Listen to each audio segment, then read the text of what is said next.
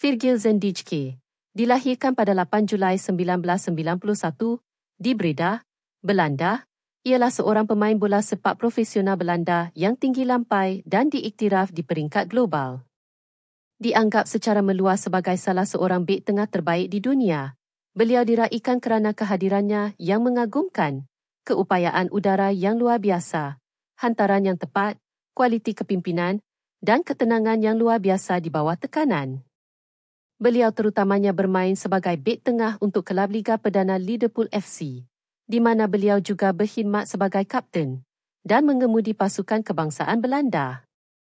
Zendijke memulakan kerjaya profesionalnya dengan Groningen di Belanda sebelum berpindah ke Celtic di Skotland, di mana beliau memenangi Liga Perdana Skotland 2 kali.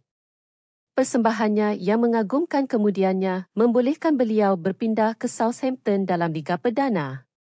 Pada Januari 2018, beliau membuat perpindahan besar-besaran ke Liverpool FC, menjadi bek tengah termahal di dunia pada masa itu.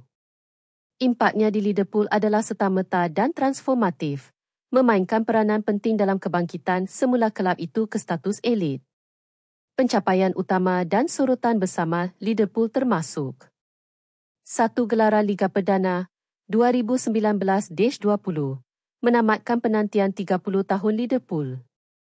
1 gelaran Liga Juara-Juara UEFA 2018-19. 1 Piala FA, 2 Piala Liga, 1 Piala Dunia Kelab FIFA, 1 Piala Super UEFA.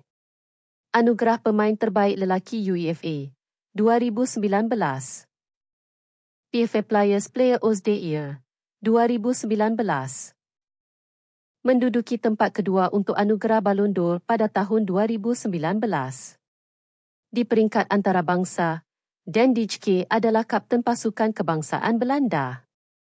Beliau telah memimpin negaranya dalam kejohanan utama, termasuk final Liga Negara-Negara UEFA pada tahun 2019 dan Piala Dunia FIFA.